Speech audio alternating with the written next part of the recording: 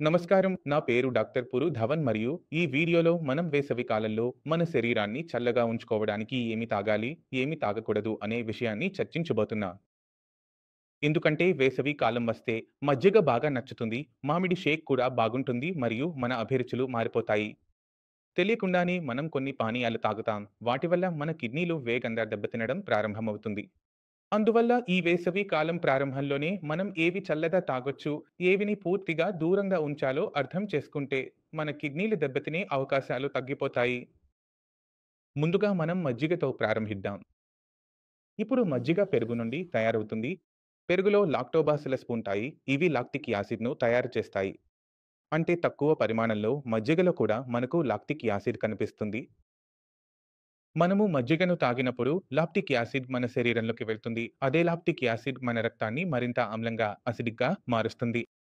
ఇప్పటికే ఈ ఛానెల్‌ని చూస్తున్న అన్ని రోగులకు తెలుసు. మన కిడ్నీ కేవలం క్రియేటినిన్, యూరియా లేదా మూత్రాన్ని మాత్రమే ఉత్పత్తి చేసి బయటకు పంపించదు. అది యాసిడ్‌ను కూడా బయటకు పంపిస్తుంది. మీ కిడ్నీ బాగా పనిచేయకపోతే యాసిడ్‌ని శరీరం నుండి బయటకు వెళ్ళలేకపోతుంది.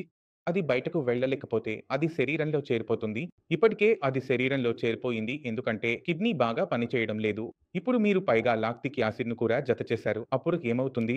యాసిడిక్ స్వభావం పెరిగిపోయింది. దీనివల్ల ఫలితంగా కిడ్నీ మరింత వేగంగా దెబ్బతినడం ప్రారంభమవుతుంది. మన రక్తంలో ఉన్న బైకార్బోనేట్ అయాన్లు తగ్గడం ప్రారంభిస్తాయి మరియు మన డిటర్జెంట్ స్పీడ్ పెరుగుతుంది. శరీరంలో మెటబాలిక్ యాసిడోసిస్ ప్రారంభమవుతుంది. అందుకే పెరుగు, మజ్జిగ, లస్సీ ఇవన్నీ తీసుకోవడం ఆపేయమని చెప్పబడుతుంది. ఎందుకంటే వీటిలో లాక్టిక్ యాసిడ్ ఉంటుంది. ఇంకో కారణం ఏమిటంటే ఇవన్నీ ద్రవ పదార్థాలు కావడం వల్ల కిడ్నీ ఫెయిల్యూర్ ఉన్న రోగి అనవసరంగా తన శరీరంలో ద్రవాన్ని తీసుకుంటే ఆ ద్రవాన్ని కిడ్నీకి పంపి బయటకు పంపమని చెబుతాడు.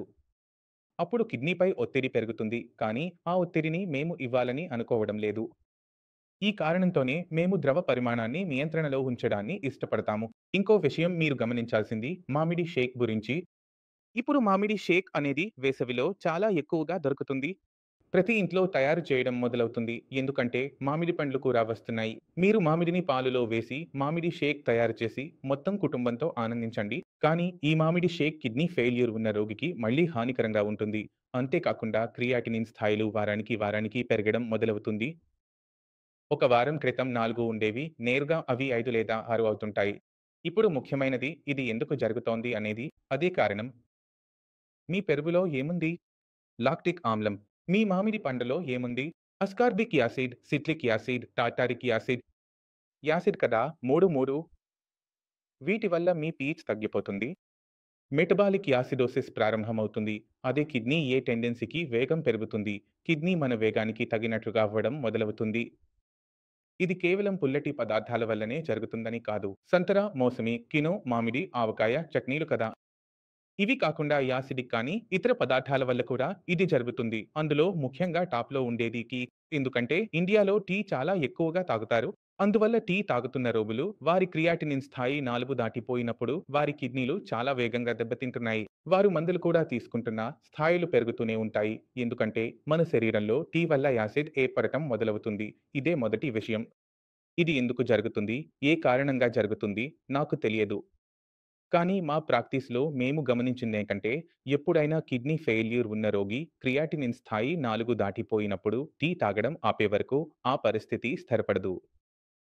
అందుకే నా సలహా అన్ని కిడ్నీ ఫెయిల్యూర్ రోగులకు ఏమిటంటే, మన కిడ్నీ ఉతుంటే టీ మరియు కాఫీ రెండింటిని తాగడం మానేయాలి.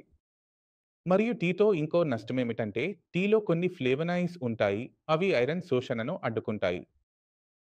అంటే నా శరీరంలో కిడ్నీ వడం వల్ల రక్తం తక్కువగా తయారవుతోంది. సరేనా? నా హిమోగ్లోబిన్ 8, 9, 7 ఏ స్థాయిలో ఉన్నా నేను టీ తాగుతున్నప్పుడు ఆహారంలో ఉన్న ఐరన్ నా ఇంటెస్టైన్ ద్వారా శోషించబడి నా రక్తంలోకి రావాల్సింది. అది రాలేకపోతుంది. ఎందుకంటే నేను భోజనం తర్వాత ఏదో విధంగా టీ లేదా కాఫీ తీసుకుంటున్నాను. కాబట్టి మీరు టీ మరియు కాఫీని 2 కారణాల వల్ల మానేయాలి. ఒకటి ఐరన్ శోషణ బాగా జరగడానికి, రెండవది శరీరంలో తెలియని విధంగా ఆమ్లం, అసిడ్ ఏర్పడకూడదు మరియు మన క్రియాటినిన్ వేగంగా పెరగకూడదు. మీరు ఇంకో విషయం గమనించాలి. అంటే నాకు చాలా వేడి అనిపిస్తే, తాగడానికి ఏదైనా కావాలనిపిస్తే, చాలా దాహంగా అనిపిస్తే, లేదా ఏదైనా తీపిగా తాగాలనిపిస్తే, నేను ఎప్పుడూ నా రోగులకు సలహా ఇస్తాను. ఏమి చేయమని అంటే, కొద్దిగా చల్లని పాలు తీసుకోండి. ఒక కప్పు, ఎక్కువ కాదు. ఒక కప్పు చల్లని పాలు. ఫ్రిడ్జ్‌లో ఉన్న పాలను కూడా తీసుకోవచ్చు. కొంచెం చల్లగా చేసుకోవాలి.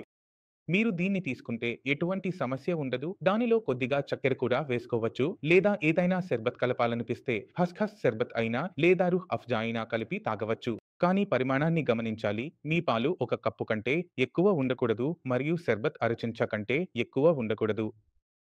కొంచెం కొంచెంగా తాగుతూ పోతే మీ దాహం పూర్తిగా తీరిపోతుంది. ఒకేసారి వేగంగా తాగితే దాహం తీరదు. సరే, ఇవి నేను మీకు అనుమతించగలను.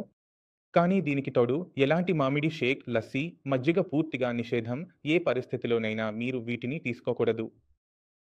దీనితో పాటు మీరు ఎలాంటి పుల్లటి పదార్థాలు, ఉదాహరణకు మామిడి, ఆవకాయ, కినో, సంతర, మోసంబి, అన్ని రకాల పుల్లటి పండ్లు వీటిని తినకూడదు. వీటి రసాన్ని కూడా తాగకూడదు.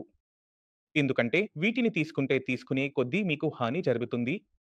చక్కెరకర్ర రసం రోగులు తాగవచ్చా అని అడుగుతారు. తాగకూడదు చక్కెరకర్ర రసం. మీరు ప్రయత్నించకూడదు. చక్కెరకర్ర రసం తాగితే మీ పొటాషియం స్థాయి ఒక్కసారిగా పెరగడం మొదలవుతుంది. కాబట్టి నేను మిమ్మల్ని ఏ పనులు చేయకుండా నిషేధించానో అది నిషేధించబడటానికి ఒక కారణం ఉంటుంది. అది యాదృచ్ఛికంగా మానుకోమని చెప్పడం కాదు. పర్హేజ్ కోసం మాత్రమే కాదు. కాబట్టి మీరు దాని కారణాన్ని అర్థం చేసుకోవడానికి ప్రయత్నించండి. వేసవి కాలంలో తప్పులు చేయకండి. ఎందుకంటే వేసవిలో తినే, తాగే అలవాట్ల వల్ల క్రియాటినిన్ చాలా వేగంగా పెరుగుతుంది. ఈ వీడియో ద్వారా వేసవి కాలంలో మీలోని వేడిని ఎలా నియంత్రించుకోవాలో మీరు అర్థం చేసుకున్నారని నేను ఆశిస్తున్నాను. అలాగే దీనికోసం మీరు ఏవేవి పదార్థాలు తీసుకోకూడదో కూడా మీకు స్పష్టంగా తెలిసి ఉండాలి. మీ మనసులో సందేహాలు ఉన్నా, ఏదైనా అడగాలనుకుంటే ఎప్పుడైనా స్వాగతం. మీరు వచ్చి కలవచ్చు. డాక్టర్ గారి టీం ఉంది. వారితో మాట్లాడవచ్చు. ఇప్పుడు నేను సెలవు తీసుకుంటున్నాను. మనం తదుపరి వీడియోలో కలుద్దాం. అప్పటి వరకు